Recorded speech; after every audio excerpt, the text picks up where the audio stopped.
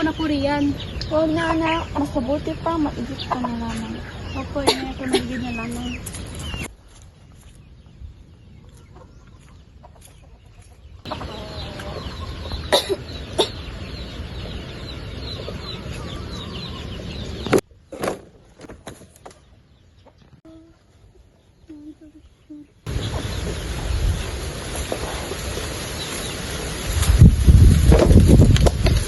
Inay!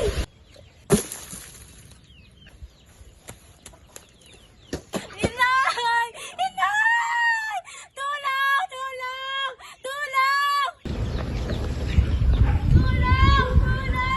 Tulong! Tulong!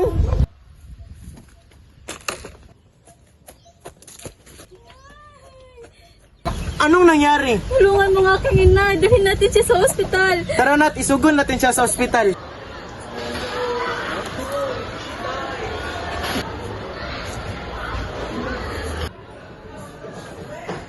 Sino ang anak ng pasyente?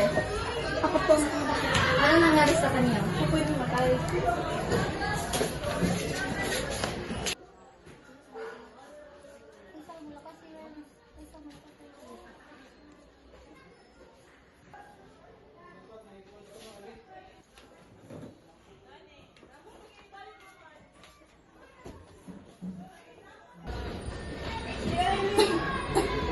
Tita, okay na po ba kayo?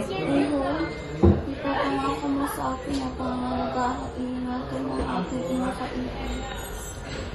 Opo, tita. Ipinapangako po sa iyo. Tita, nais ko po sana hingin ang iyong paitulot na pakasalan ng iyong anak.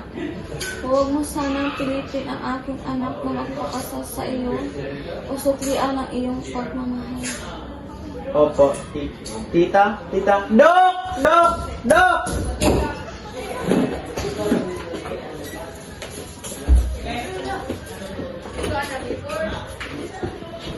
Time of death, 3:25 p.m.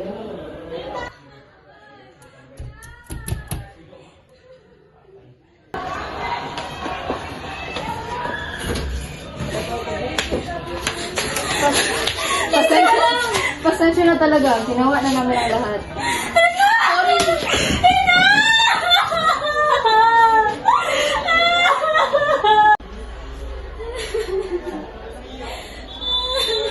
Huwag ka na mag-alala. Magiging maayos din ang lahat. Magtiwala ka na lang sa Panginoon.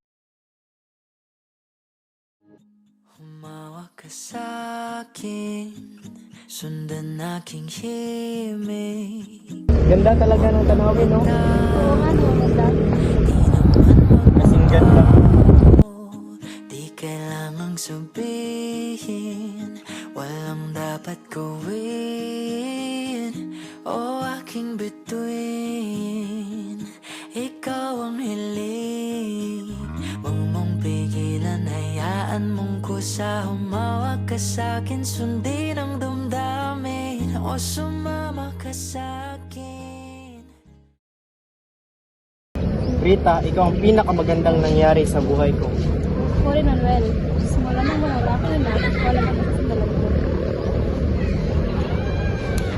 Mahal kong Rita, maaari ba kitang pakasalan? Oo, Manuel. Nais ko pagkasalan.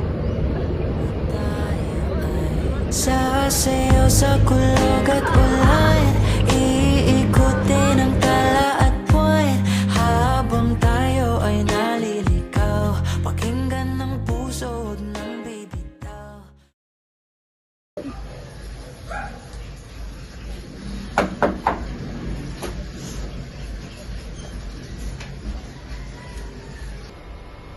Magandang araw, Archimedes. Magandang araw. Maupo kayo.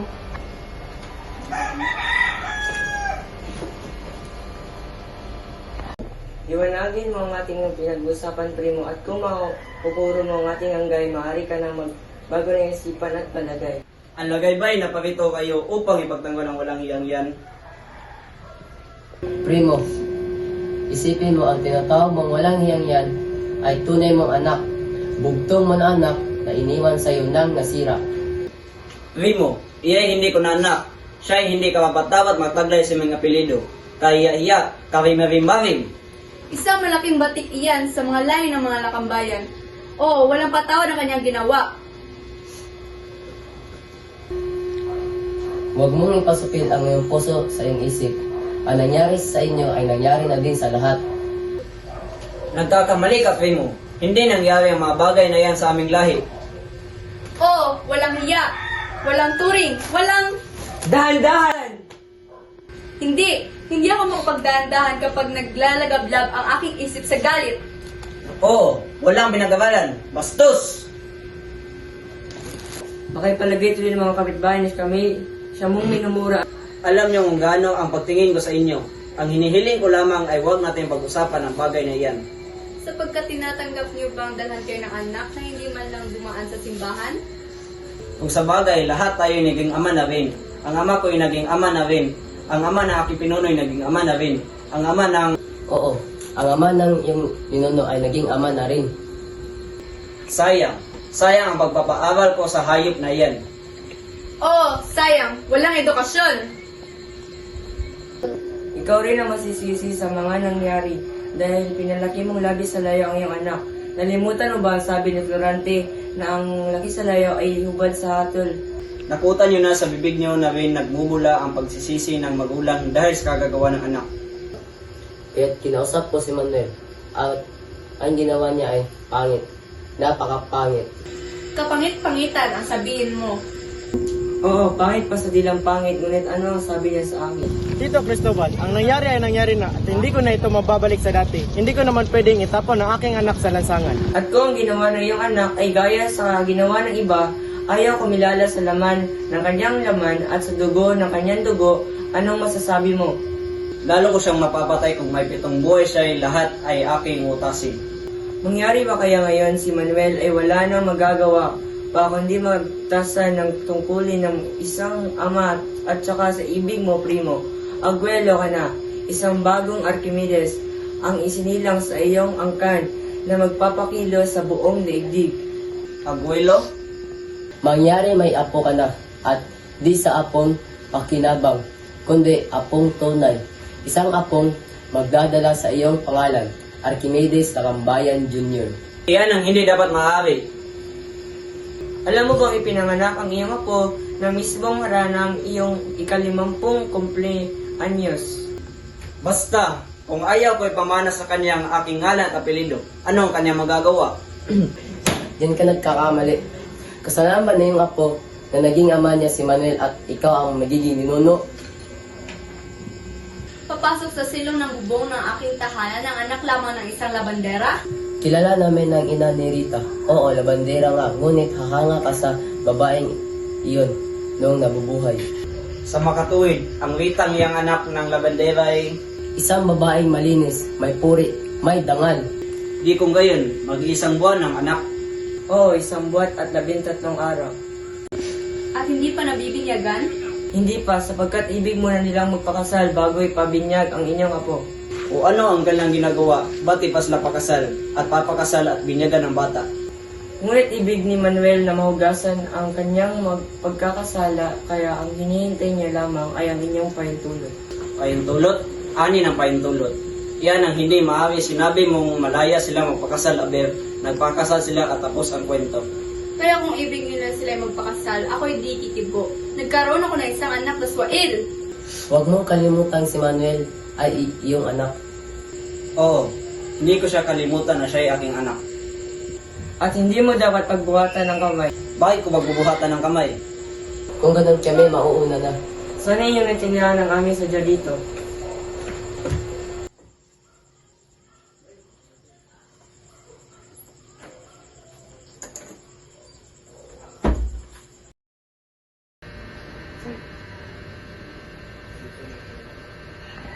Magandang araw po.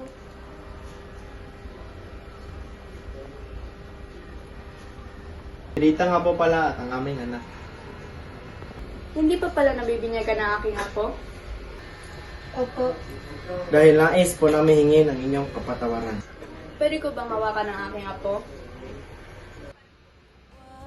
Nang magtago-taguan, kita naman sa liwanag ng buwan. Ang lihim na pagtingin, kailan aaminin?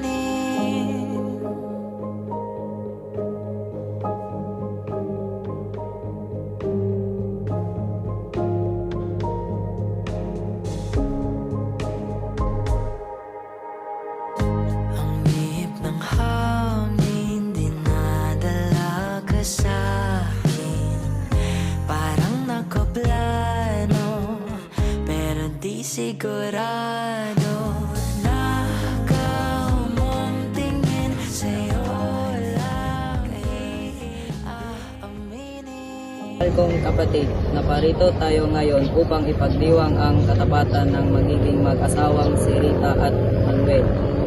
Manuel, bukal ba sa iyong loob ang iyong pagparito upang makiisang dibdib si Rita na itong mamaling at paglilingkuran habang buhay? Opo, Padre. Rita, bukal ba sa iyong loob ang iyong pagparito upang makiisang dibdib si Manuel na itong mamaling at paglilingkuran habang buhay? Opo, Padre. Tinalangin natin ngayon sila Manuel at Rita ay pinagkaisa sa pag-ibig ng Diyos.